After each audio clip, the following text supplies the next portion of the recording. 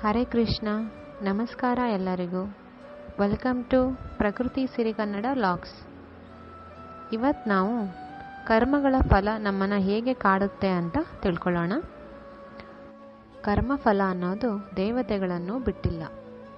ಪೂರ್ವಜನ್ಮದ ಫಲ ಈ ಜನ್ಮದಲ್ಲಿ ಅನುಭವಿಸಿ ತೀರಲೇಬೇಕು.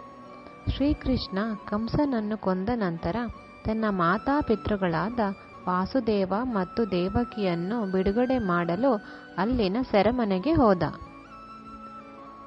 ತಾಯಿ ದೇವಕಿ ಉತ್ಸಾಹದಿಂದ ಕೇಳಿದಳು, ಮಗು, ನೀನೇ ದೇವರು ಮತ್ತು ನಿನಗೆ ದೈವಿಕ ಶಕ್ತಿಗಳಿವೆ.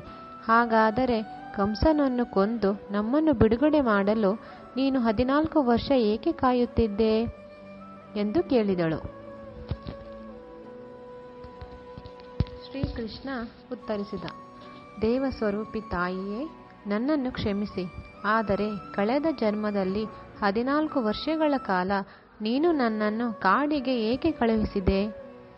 ದೇವಕಿಯು ಆಶ್ಚರ್ಯಚಕಿತಳಾಗಿ, ಕೃಷ್ಣ, ಇದು ಹೇಗೆ ಸಾಧ್ಯ? ನೀನು ಯಾಕೆ ಹೀಗೆ ಹೇಳುತ್ತಿದ್ದಿ ಎಂದು ಕೇಳಿದಳು. ಕೃಷ್ಣನು ಉತ್ತರಿಸಿದ, ಅಮ್ಮ, ನಿಮ್ಮ ಹಿಂದಿನ ಜನ್ಮದ ಬಗ್ಗೆ ನಿಮಗೆ ಏನೂ ನೆನಪಿಲ್ಲ. ಆದರೆ ನಿಮ್ಮ ಹಿಂದಿನ ಜನ್ಮದಲ್ಲಿ ನೀವು ಕೈಕೇಯಿಯಾಗಿದ್ದೀರಿ ಮತ್ತು ನಿಮ್ಮ ಪತಿ ದಶರಥನಾಗಿದ್ದ. ದೇವಕಿಯು ಆಶ್ಚರ್ಯಚಕಿತಳಾದಳು ಮತ್ತು ಕುತೂಹಲದಿಂದ ಕೇಳಿದಳು, ಹಾಗಾದರೆ ಈಗ ಕೌಸಲ್ಯ ಯಾರು? ಶ್ರೀಕೃಷ್ಣ ನಗುತ್ತಾ ಉತ್ತರಿಸಿದ, ತಾಯಿ ಯಶೋಧ. 14 ವರ್ಷಗಳ ತಾಯಿಯ ಪ್ರೀತಿಯು ಅವಳ ಹಿಂದಿನ ಜನ್ಮದಲ್ಲಿ ನಿನ್ನಿಂದಾಗಿ ವಂಚಿತವಾಯಿತು. ಅದನ್ನು ಅವಳು ಈ ಜನ್ಮದಲ್ಲಿ ಪಡೆದುಕೊಂಡಿದ್ದಾಳೆ.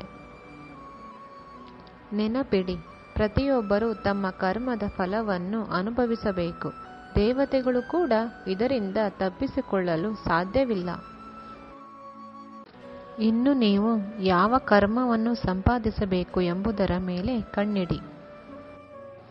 ನೋಡಿದ್ರಲ್ಲ ವೀಕ್ಷಕರೇ, ಕರ್ಮಫಲದ ಒಂದು ಚಿಕ್ಕ ಉದಾಹರಣೆಯನ್ನು. ಈ ವಿಡಿಯೋದ ಮಾಹಿತಿ ನಿಮಗೆ ಇಷ್ಟವಾಗಿದ್ದಲ್ಲಿ please like, share, subscribe our channel ಮತ್ತು ಕಮೆಂಟ್ ಮಾಡಿ. Thank you.